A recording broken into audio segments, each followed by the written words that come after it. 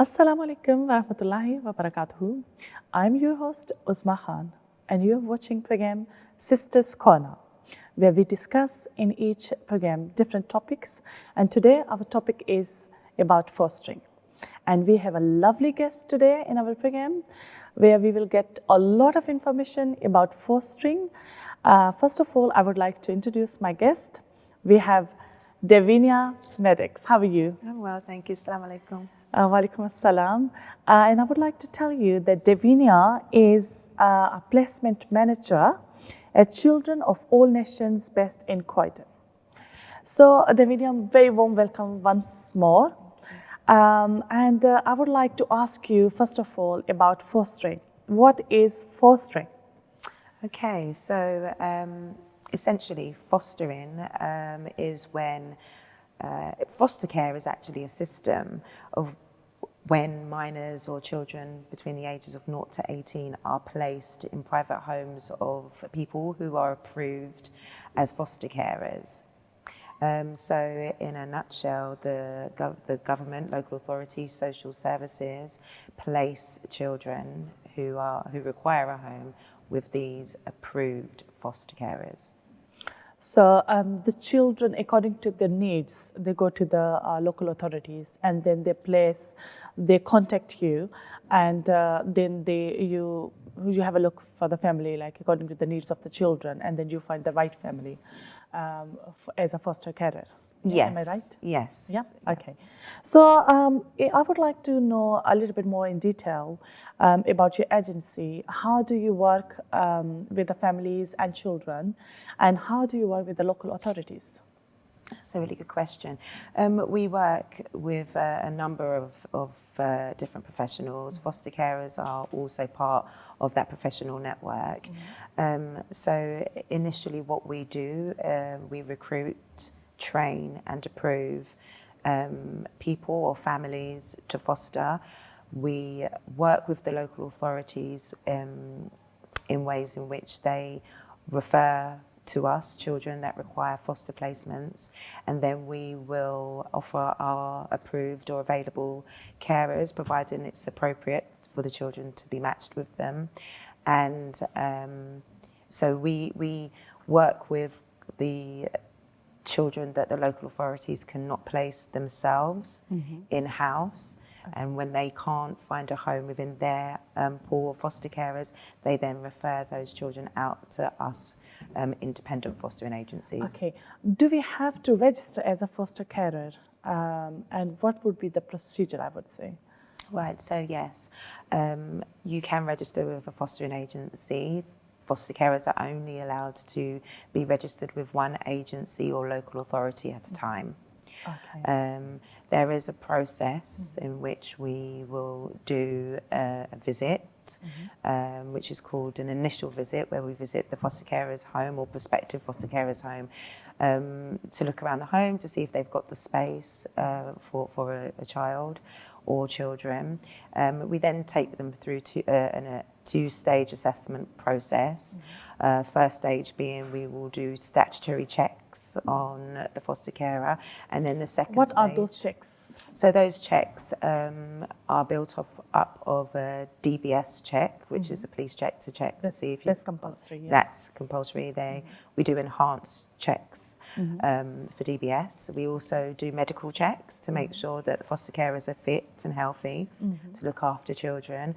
We also do a local authority check to see if that person is known to the local authority for any reasons pertaining to children or vulnerable people. So we also do checks on the household. We do health and safety checks on the household to make sure that everything is in place to make the home appropriate for a child. For the child. Yeah. Okay. And this is the initial process to have a foster child.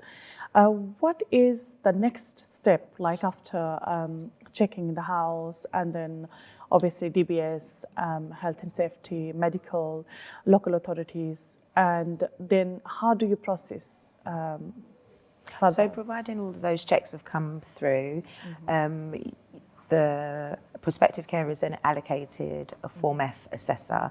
Now, the Form F is an assessment in which we kind of document the whole life of the foster carer or prospective foster carer from birth. So we talk about their experience as a child, how they were parented, if they have children, how they parented their children. Everything is in relation to fostering and how they will be able to meet the needs of a foster child. That assessment is quite a lengthy process. It can take up to 6 months.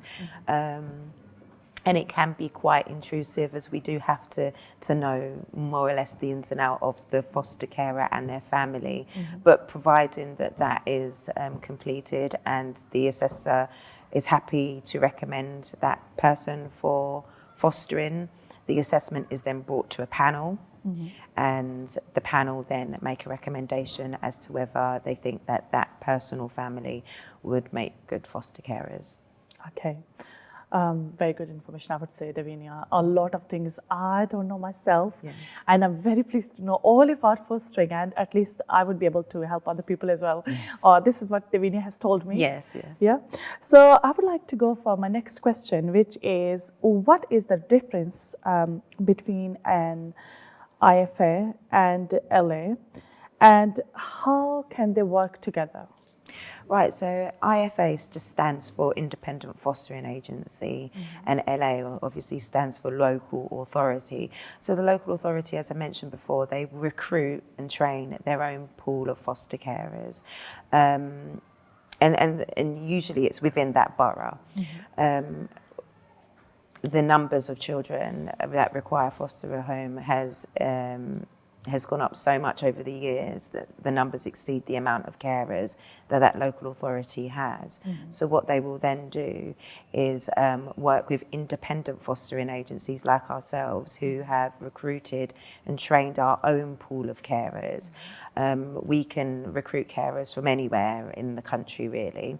And when they are unable to find appropriate carers within their local authority, they will then send the referrals out to independent agencies like us, who either are on a preferred providers list or whom they have a contract with. Okay, that's really good. I would like to ask more information about being a foster carer as a single parent.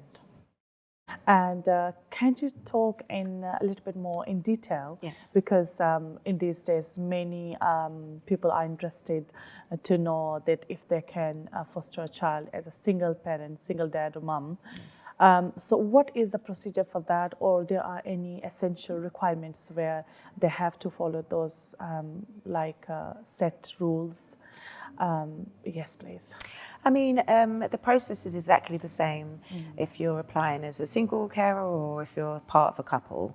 Yeah. So we would really home in really on the support that you as an applicant may have. If you're a single carer, we would kind of want to make sure that you would have enough support so that you could, do all the things, go shopping, if you worked, was still able to go to work, as well as balance and manage the needs of any children that are placed with you. There is no discrimination based upon your relationship status. We have single female carers. We also have single male carers too. Is there any age restriction where we have to follow, for example, if a 19 years old, man, I would say, want to foster a child, is there any age limitations to be a foster carer? There's no age limitations per se, but we like to recruit over the age of 21. Oh, okay. It's just so that children are considered out of care or no longer foster children when they turn 18. Yeah. So we feel there has to be an appropriate age gap in terms of housing dynamics. If you think of a 19-year-old, how would they be able to financially support themselves or have a accommodation where they could actually look after someone who's possibly in their peer group? So these are the things that we do look at. However, we we don't have a strict kind of age limit. We wouldn't say, oh, this person is too old to foster, or, you know, over the age of 21, that this person is too young. It's really about their experience and what they could bring to a looked after child, really. And Davinia, I have seen like many parents who are working full time, but they are interested actually in fostering a child. So can they foster, for example, I talk about myself, if I'm working full time and I want to have a baby, yes, a foster child. So how would I manage, and can I do that? Again, that would, we always tell foster carers and prospective carers that the financial element of fostering is not reliable. So foster carers are paid expenses in order to look after a child. However, you may go through a month or two or a week or two where you have no children or young people in placement. So we do encourage our foster carers also, if they wish to work. However, what we do ask is that fostering takes precedence, and that fostering is the main kind of role that foster parent may have. We have worked with lots of foster carers who are still working. However, they've explained to their employers that they're foster carers, so there's somewhat a bit of flexibility. You do have fostering friendly employers as well, who will allow you to take time off to attend meetings, or, you know, so it really as well also goes back to the support that foster carer can have, you know. So if you can have support in doing the school run, etc., or if you've got to attend a meeting, if you've got somebody who, you know, can be well familiar with the children in your household that can support you with those things, then yeah, there's no issue. I think that would be great, actually. Yes, Davinia, I would like to ask you that why fostering, like if I talk about like Muslims and non-Muslims, why it's important for a child to have same identity as a foster carer, or it's not, or what are the rules and regulations when we foster a child in a non-Muslim family, or a Muslim family is fostering a child who is a non-Muslim. So what is the criteria? So really and truly, it depends. Our first and primary issue that we want to solve is having we don't want a child to not have a roof over their head, and that's the most important thing, is that we are providing a safe and secure environment for a child of any race, age, religion. So firstly and foremostly, that is our aim. But alongside that, we do have matching requirements that we do have to meet. So for instance, if I'm making a planned placement, then I can look for a foster family who does match that child's religion, needs, cultural background also. If it's an emergency, and for instance, I've got an email saying that there's a child who's been presented at the police station, or a child who's been you know, dropped off at the offices, and they desperately need a home for that night, I'm going to look at who's available. However, where possible, matching is really, really important, and we do think it's important, specifically for children of Muslim faiths and religions, to be placed within a Muslim household, because we understand of, you know, the rules that have to be observed as being a Muslim. We encourage matching with the same cultural backgrounds for any background, if possible, but more so, we find that it's important for our Muslim children. However, based upon just research, we're looking at stats that were taken in 2019. There were over 78,000 children in the UK in foster care. Yeah. Over 4,500 of them were Muslim children and young people. So, you know, the shortage of Muslim fostering families meant that a lot of these children went into non-Muslim homes. and were, you know, provided with good care. Yeah. However, in terms of meeting their cultural needs and Yeah. religious needs, we do have a lack sometimes placing them And there are a outside. lot of complications Yes. when you talk about like non-Muslim parents and Muslim parents. Obviously, if a child is going to a non-Muslim family, I'm not very sure, I would say, but obviously they have to follow their own religion. And I don't know, I would like to ask you actually, do they have to take them in the mosque, or it's important for them that they have a set plan for the child, and if the child is on that plan and this is the need of the child, that he has to go to the mosque, he has to get Islamic education. These are the things are written in the plan, or generally they have to follow whatever the child's faith or religion is? So when we receive a referral for a child, the needs of that child are very kind of clear in terms of what type of carer they require. So my job is to look within our pool of carers to see if we have any carers that actually match and meet those requirements, or as close to as possible. So I wouldn't place a Muslim child with a family who would not be prepared to take a child to the mosque, or who would not be prepared to provide halal meat, or who would not be prepared to give them a space to pray. So you have to keep their identity and faith with them. Yes. Whatever the situation or circumstances of families are. Yes, because, you know, it's, as I said, primarily we want these children to have somewhere to stay.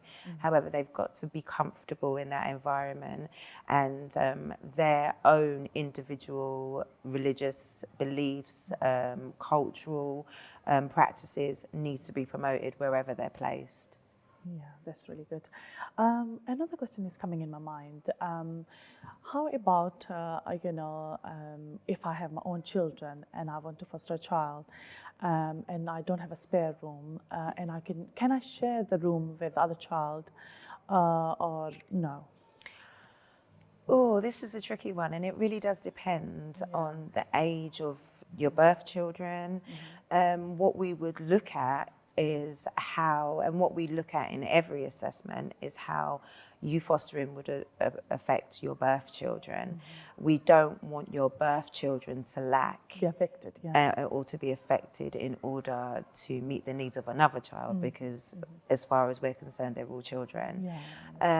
So we have had some instances where some foster carers have said, look, we do have children, young children, and they want to share a room. They are happy for the next X amount of years to share a room. What we would then say to that foster carer then, and include in the assessment, is, okay, so when your children get to a certain age, what if they decide that they don't want to share a room? How would we manage that? And other carers have had plans, and they say, oh, you know, we've got plans to extend our loft, and you know, in a year or two we'll have an additional, and so we can actually work with that. But you know, sometimes even children are very friendly as well, I would say. They love to have a company of another child.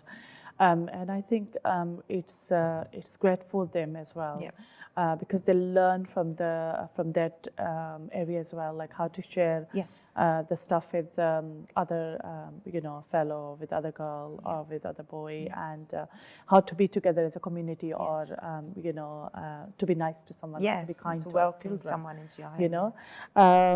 So how about parenting? What do you see after the family has adopted or foster a child, and how many visits do you do to see the child, and what do you think about, not think about, but what are the rules for that child to be in the family? So every child, as I said, that comes into care will have a care plan. And within 7 days of a child being placed with a foster carer, we have something that's called a placement meeting. And that's where we kind of discuss everything in terms of how that child's going to be parented, what the house rules will be, how much pocket money they will get, how much money will be spent on their clothing and activities, curfew, contact with birth families. Everything is discussed thoroughly in that meeting and agreed. Moving on from that, the social workers within an independent fostering agency, their role is to support the foster carer to do what they need to do for the child. The social worker from the local authority, their role is to ensure that the child's needs are being met. So with every placement, we work with 2 social workers, one from our agency and one from the local authority, and they will meet usually around they will do visits to the home within the first month. It could be once a week. Once a child's settled, it's once a month. The social worker from the agency will visit and do what's called a supervision with the foster carer, just to ensure that everything's going well and that the care plan's being followed. And then the local authority social worker will also visit once a month, once a child's settled in placement, just to check in on the child and make sure that they're okay. How about fostering a child? Do we need any experience to foster a child, or anyone can apply for it? So no, there's no experience. Or they have to be educated, or they have to do some courses, or anyone can apply to be a foster carer? So provided you've got a spare bedroom and you've got a passion to look after and care for children and young people, really and truly anybody can apply. We provide training for somebody who's got absolutely no experience or knowledge. Every foster carer, regardless of their experience and knowledge on fostering, has to complete a 3-day training course called Skills to Foster. And within that training course, you are kind of given the foundations and everything that you need to kind of embark upon your journey of being a foster carer. And throughout your fostering career, there will be ongoing training. So we have training every other month with our foster carers. Sorry to interrupt you, Davinia. Very interesting information is going on at the moment. But this is the time for a short break, and we will see you very soon after the break.